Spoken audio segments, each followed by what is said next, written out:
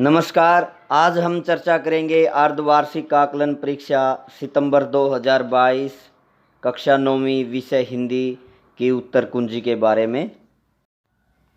यह कोई कार्यालयी उत्तर कुंजी नहीं है, यह केवल हमारे द्वारा तैयार की गई उत्तर कुंजी है। किसी भी गलती के लिए हम अक्षमा प्रार्थी हैं।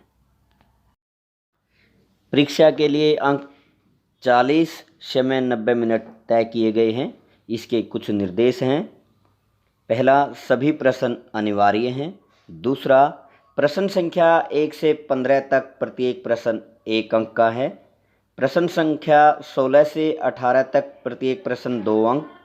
प्रश्न संख्या 19 से 21 प्रत्येक प्रश्न 3 अंक तथा प्रश्न संख्या 22 से 23 प्रत्येक प्रश्न 5 अंक का है। 1 से 10 सही उत्तर पर सही का निशान लगाएं।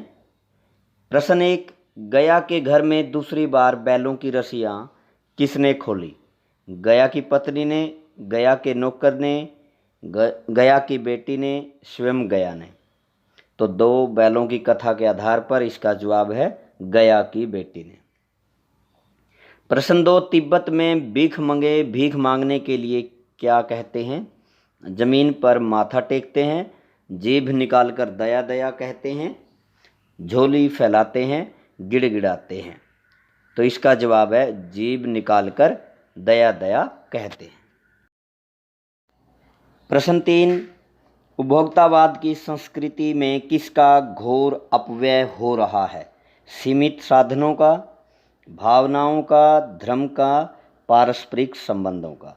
इसका जवाब है सीमित साधनों का।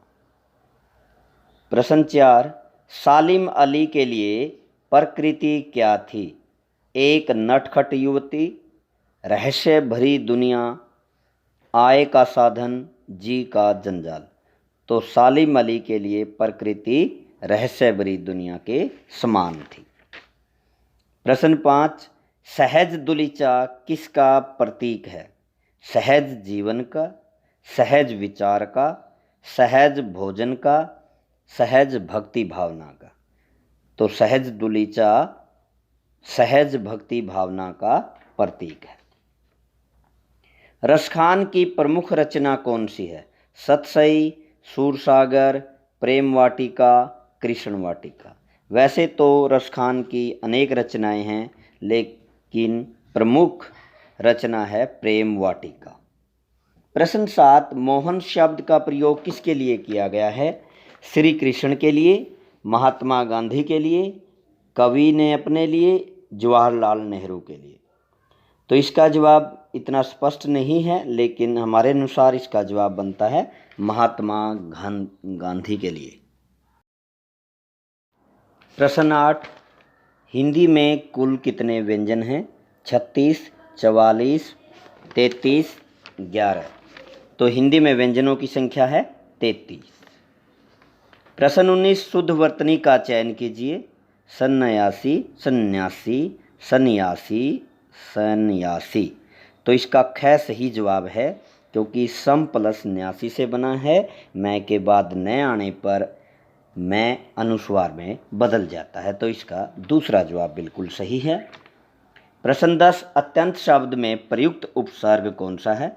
उपसर्ग शब्द के आरंभ में लगते हैं, तो अत्यंत शब्द अति प्लस अंत से बना है, इसलिए यहाँ पर अति उपसर्ग का प्रयोग किया गया है। प्रश्न 11 से 15 इन प्रश्नों के उत्तर 1 से 2 शब्दों में लिखें। प्रश्न 11, कवित्री ललदद ने कच्चे स्कोरे किसे कहा है? कवित्री ने अपने प्रयासों को कच्चे स्कोरे कहा है। प्रश्न 12, तरनी तनुजा तट तमाल तुरवर बहुछाए में कौन सा अलंकार है? तय तय की आवृत्ति के कारण यहाँ पर अनुप्रास अलंकार है। प्रश्न संख्या 13 पेपर में नहीं दिया है। प्रश्न 14, फणीश्वर नाथ रेणु का जन्म किस सन में हुआ?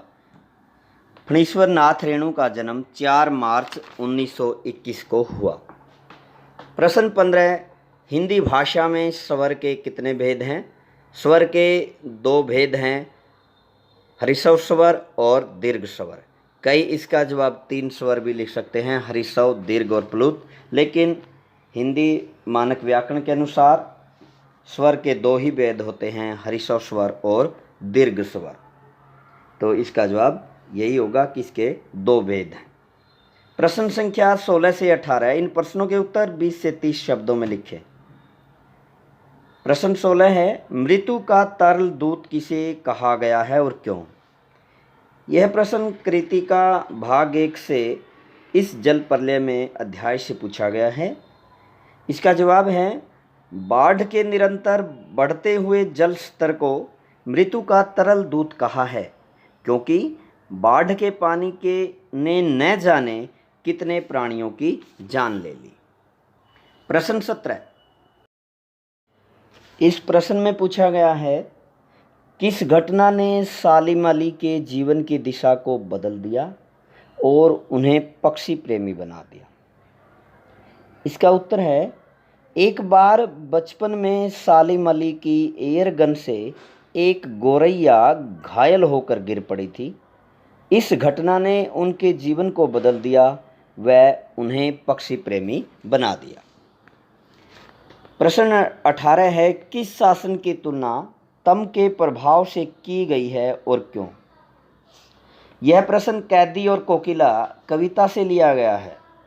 इसका जवाब है, अंग्रेजी शासन की तुलना कवि ने तम के प्रभाव से की, क्योंकि अंग्रेजों की शासन प्रणाली तम अर्थात अंधकार की भांति काली है, अर्थात अन्यायपूर्ण है।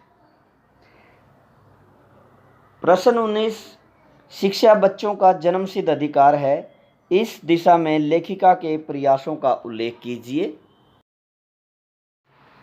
इस प्रश्न का जवाब है, शिक्षा बच्चों का जन्मसिद्ध अधिकार है। इस दिशा में लेखिका ने बहुत सारे प्रयास किए।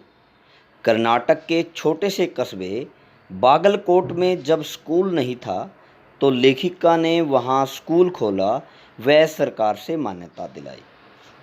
प्रश्न 20, समाज में महिलाओं का उचित गरिमा दिलाने हेतु आप कौन कौन से प्रयास कर सकते हैं?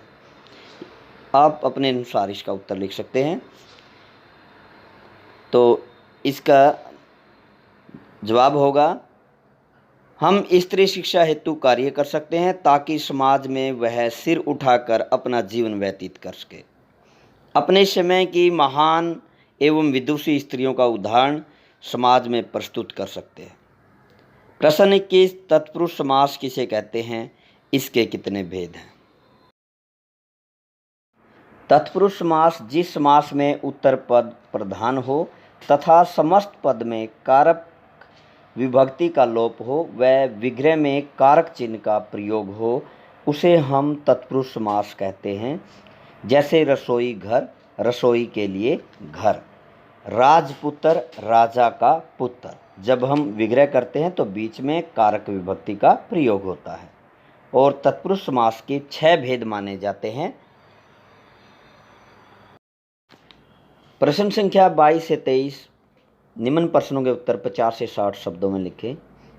प्रश्न 22, किसान जीवन वाले समाज में पशु और मनुष्य के आपसी संबंधों को कहानी में किस तरह व्यक्त किया गया है? 2 बैलों की कथा में प्रेमचंद ने इसका वर्णन किया है। प्रेमचंद ने किसान जीवन में मनुष्य तथा पशु के भावात्मक संबंधों को हीरा और मोती 2 बैलों के माध्यम से व्यक्त किया है।